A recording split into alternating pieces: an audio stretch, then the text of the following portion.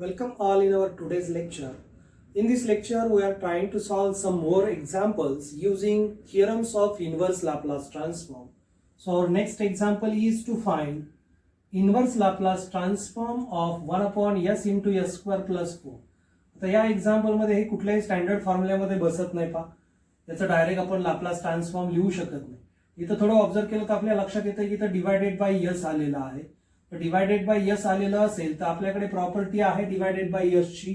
Inverse Laplace transform of f of s divided by s is equal to integration 0 to t f of t dt. So here इथं s ने divide केलेलं आहे म्हणजे उरलेलं function म्हणजे काय असणार आहे, कॅपिटल f ऑफ s असणार आहे. So here f of s is equal to 1 upon s square plus 4 and therefore f of t which is equal to L inverse of f of s. f of t म्हणजे काय असणार आहे, याच्यामधलं जे f of s function आहे, s सोडून उरलेलं function म्हणजे f of s, त्याचं inverse Laplace. So inverse Laplace of 1 upon s square plus 4 is equal to, आता इथं divided by s square plus 4 आहे, पहा s चा स्क्वेअर आहे प्लस कॉन्स्टंटचा स्क्वेअर आहे 2 चा स्क्वेअर 4.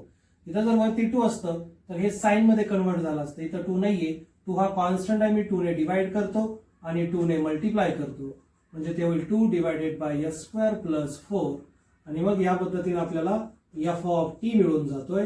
हा डिवायडेड बाय 1 अपॉन 2 आहे तसा आणि हे इनवर्स लाप्लास येणार आहे sin 2t. Okay, and now using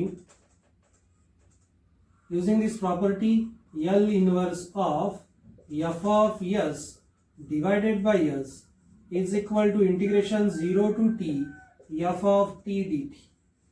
Okay, and therefore L inverse of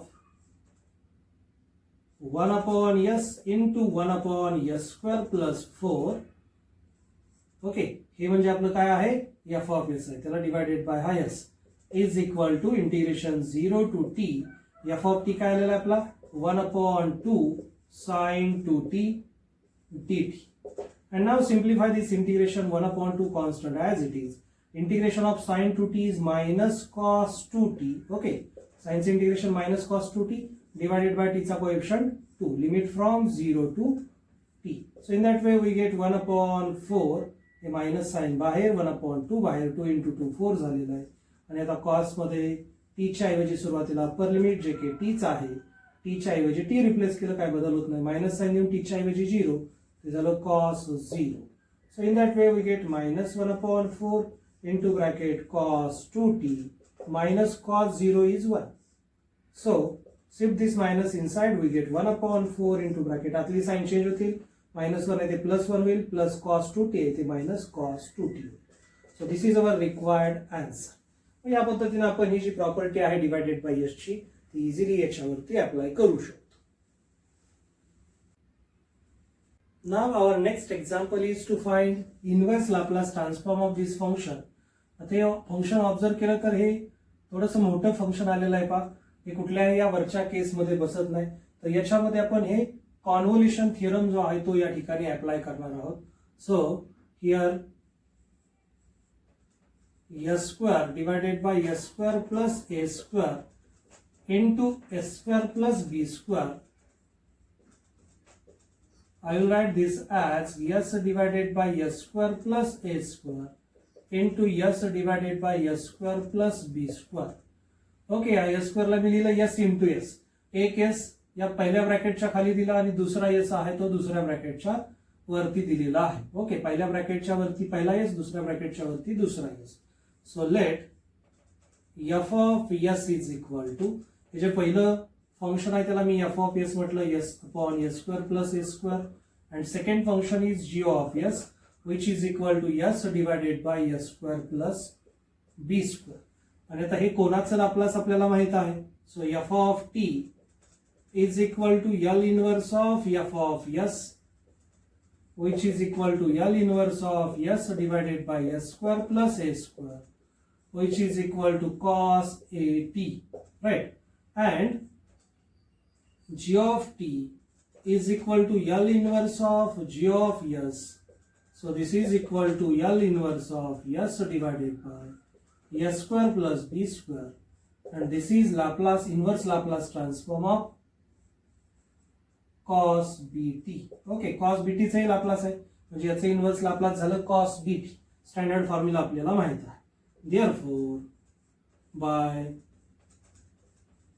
convolution theorem L inverse of f of s into g of s is equal to f of t star g of t. Okay, आणि F of T star G of T म्हणजे आपल्याला माहित आहे काय असतं ते. हा convolution product म्हणजे काय असतो, इंटिग्रेशन 0 to t असतो आणि ते इंटिग्रेशन असतं F of U into G of T minus U D. Okay, this star product म्हणजे कॉन्व्होल्युशन प्रोडक्ट म्हणतो आपण. तो कॉन्व्होल्युशन प्रोडक्ट म्हणजे काय असतो, integration 0 to t F of T, T च्या ऐवजी यू व्हेरिएबल घ्यायचा आणि जी ऑफ टी मध्ये टी च्या ऐवजी टी मायनस यू व्हेरिएबल घ्यायचं. हे आपण डिसाईड करायचं एफ फंक्शन मध्ये टी मायनस यू घ्यायचा का जी मध्ये टी मायनस यू घ्यायचा. ओके, आता या ठिकाणी दोन्ही फंक्शन सेमच आहे, कॉस कॉसच फंक्शन आहे, त्याच्यामुळे काही प्रॉब्लेम नाहीये. आपण डिसाईड करायचं कोणत्या फंक्शन मध्ये टी मायनस यू घेतल्यानंतर आपण इझिली इंटिग्रेशन सॉल्व्ह करू शकतो. मग हे झालं integration 0 to t F of U. F of T मध्ये टी च्या ऐवजी यू घ्यायचा आहे तर ते होईल cos A U into G of T मध्ये टी च्या ऐवजी टी मायनस यू घ्यायचा आहे ते झालं cos of B into bracket T च्या ऐवजी टी मायनस यू डी. तर या ठिकाणी दोन कॉसचा प्रोडक्ट आलेला आहे पहा. दोन कॉसचा प्रोडक्ट असेल तर आपल्याकडे फॉर्म्युला याला मल्टिप्लाय 2 पाहिजे. मी काय करतो, 2 ने मल्टिप्लाय करतो आणि डिवाइड करतो. ओके,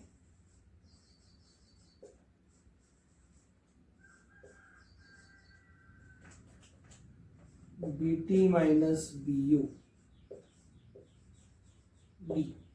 आता 2 मल्टिप्लाय आपल्याकडे फॉर्म्युला आहे, तो फॉर्म्युला मी इथे लिहितो. Using 2 cos a cos b is equal to cos a plus b plus cos a minus b. So using this formula we can easily find this function in terms of separate two cosine function. Okay, so I will now using this formula we get this integral become 1 upon 2 as it is integration 0 to t and this function become cos a plus b. Here a is au, so we get in bracket cos of au plus b means bt minus bu, bt minus bu plus cos of a means au minus b means bt minus bu. So you get minus bt plus bu, right? Bracket complete into du. Okay, याला minus sign येणार आहे त्याच्यामुळे याची sign change होतील. Plus आहे ते minus झालं, minus आहे ते प्लस झालेलं आहे. आणि मग याला अजून मी थोडं सिम्प्लिफाय करतो कारण integration with respect to T आहे, सॉरी यू आहे. या ठिकाणी दोन टर्म आहे ज्याच्यामध्ये यू आहे ते कॉमन निघेल. So B T constant as it is plus into bracket A minus B into U plus cos of minus B T as it is plus a plus b into u. Okay, and now integrate this with respect to u. So we get 1 upon 2 into bracket integration of cos is sine. या ठिकाणी angle काय आहे, linear factor आहे user, त्याच्यामुळे direct integration लिहू शकतो आपण bt plus a minus b into u divided by coefficient of u is a minus b which is constant. Similarly, this integration becomes sine of minus bt plus a plus b into u divided by a plus b limit from 0 to t.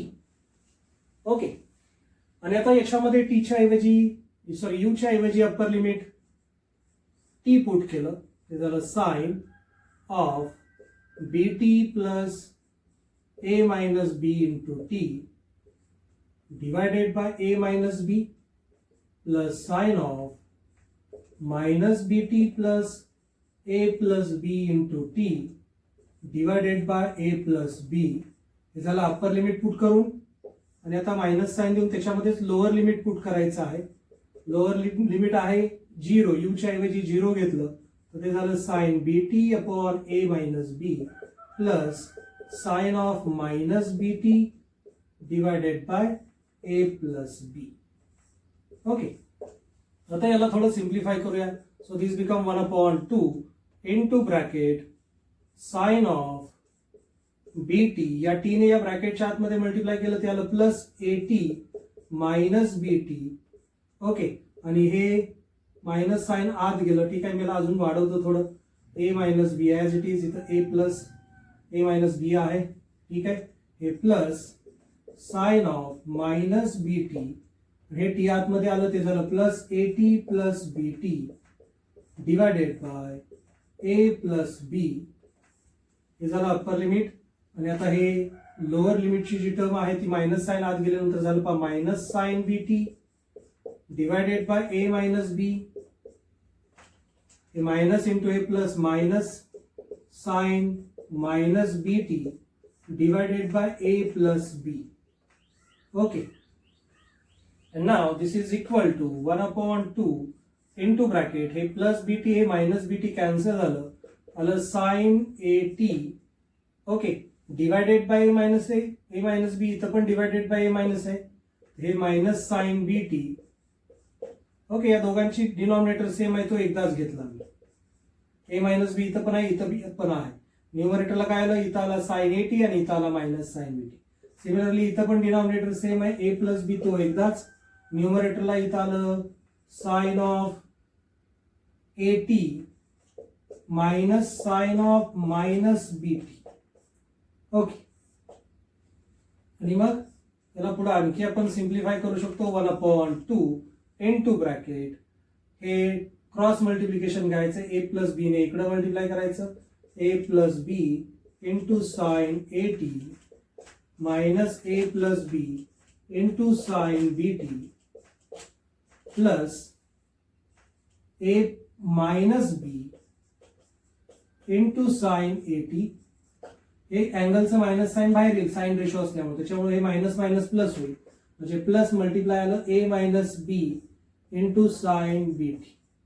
Okay, and whole divided by A minus B into A plus B.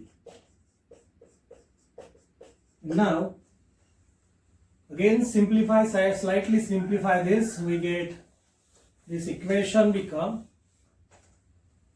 this is equal to 1/2 into bracket a sin